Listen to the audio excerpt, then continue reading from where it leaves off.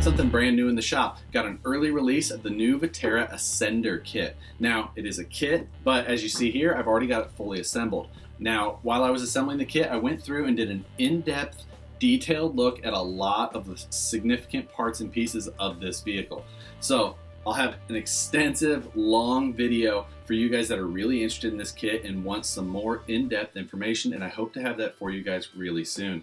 But I just wanted to throw out a quick video there going over some of the basics of this car, giving you a little bit better idea what we've got underneath of this great big K5 Blazer body. Now, as I mentioned, this car comes as a kit. Basically what you see here is a pretty much bone stock kit with the exception of the wheels and tires you see mounted on the vehicle currently. Reason is I mounted up a set of actual beadlock wheels with a set of RC four-wheel drive Gladiator tires. Wheels and tires are something that's going to be a different taste for everybody.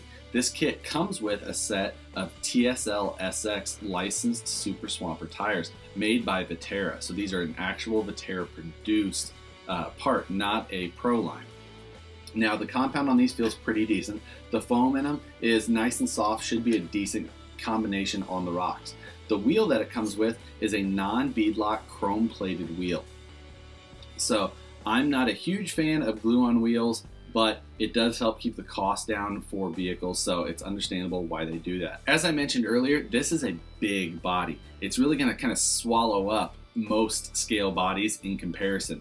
It's about 8 3/4 inches wide and almost 20 inches long overall. Now, if you scale that out to the size of a full-size K5 Blazer, it comes out to be about 1/9 scale, roughly. Now, for a bunch of different side-by-side comparison pictures, go check out my Facebook page, and I've got a ton of pictures that I posted up over the last few days. So go check that out, and you can see a ton of different parts and pieces side-by-side, other popular pieces that you will recognize. Getting a look at the width of this car. As I mentioned, the body's about 8 3/4 inches wide. The tires, about 9.5 inches wide from outside to outside with the setup that I have, which is just a hair wider than the stock setup. So with the stock wheels and tires, you almost get complete tire coverage with the body. Now we're gonna pull the body off and take a look at what lays underneath of this thing. Underneath this body, you'll find a true C-channel steel frame. Now, one big feature of this car is it has an adjustable wheelbase. It achieves that by actually having the frame be split in two pieces so that it slides, giving you the ability to adjust the location of the wheel arches. Along with that, you also have to adjust the length of the links, but all of the pieces and things that you need are included in the kit. The Blazer body uses about a 12.5 inch wheelbase, but you can shorten this all the way down to around 11 inches. So most popular scale bodies will fit somewhere in that range. Now, due to the size of that Blazer body, extensions were needed on the ends of the frame to mount these bumpers, both front and rear. The steel chassis rails actually stop in this location and right up here in front of the chassis mounted servo. Now, the chassis mounted servo setup comes with two different configurations. The configuration here you see where it runs the length of the chassis is for when you're running the longer wheelbases. However, if you run the shorter wheelbase settings, you actually need to turn that servo to make sure that you get the proper alignment of the servo to where the axle will be. And those mounts are also included in the kit. The transmission in this car is going to look very familiar to you Vaterra owners already. It's pretty much the Twin Hammers transmission. It is 2-speed capable, however, it is a single speed out of the box. All metal gears inside, so it should hold up pretty well. Taking a look at the axles underneath of this car. They are a good looking scale axle. They have a nice small diameter axle tube, giving it a more realistic look with a nice small center pumpkin. Now that small center pumpkin also means smaller gears. Now with those smaller gears comes a couple of other side effects. The smaller gear does give you more ground clearance and a more scale appearance. Very nice there. However, that also means that you have less reduction in the axle. That can mean more torque twist. We're gonna see how that does when we get this thing out on the rocks. The other thing is that it's gonna have less tooth engagement on the ring and pinion. We'll see to make sure that that doesn't mean a reduced durability. The gear material that is used in this truck is the same material that they use in the 1/10, 1/8, and 1/5 scale cars, I'm told. So I haven't owned those other cars other than the Vaterra Twin Hammers, but hopefully that means that these gears will hold up. Until I really test it out though, I'm not going to be able to tell you much on that. Now, the rear axle on this car is a different housing than the front. Again, small diameter tube, same size pumpkin. However, those axle tubes go almost all the way out to the end, and then a simple cap is used to retain the axle shafts. So a nice overall scale appearance, huge bonus as far as that goes. A couple of other details I'd like to hit on about this kit. The front end comes stock with CVD axle shafts that provide a really nice amount of steering angle. There's molded in steering stops on the inner C-hub that should keep you from oversteering those inner axle shafts, which can cause a lot of extra force and cause your breakages. One very interesting and different design style on this car is the drive shafts, specifically at the axle housing. Now, this truck uses a CVD style drive shaft, which is nothing new to most of us. However, what is new is that the cup side of the CVD drive shaft is actually integrated into a piece that is also the pinion gear shaft. Now, the pinion gear itself is a separate piece that bolts onto this shaft, and then this drive cup goes into the axle from the outside in.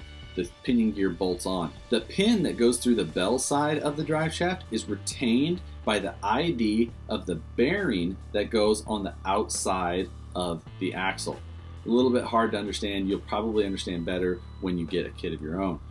Now, one plus to this is it uses a nice large diameter bearing. I haven't checked what the load capacity is on the size of bearing that it is, but hopefully it should be plenty strong. Another interesting design point is the diff cover of this truck.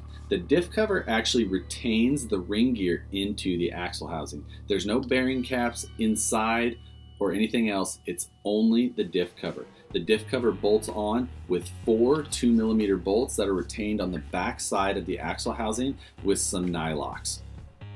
Hopefully that diff cover is plenty strong and we don't have any issues with that fatiguing over time and allowing that gear mesh to move at the ring and pinion.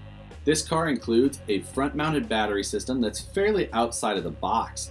Now, as you can see, it sits right here in front of the transmission behind the steering servo.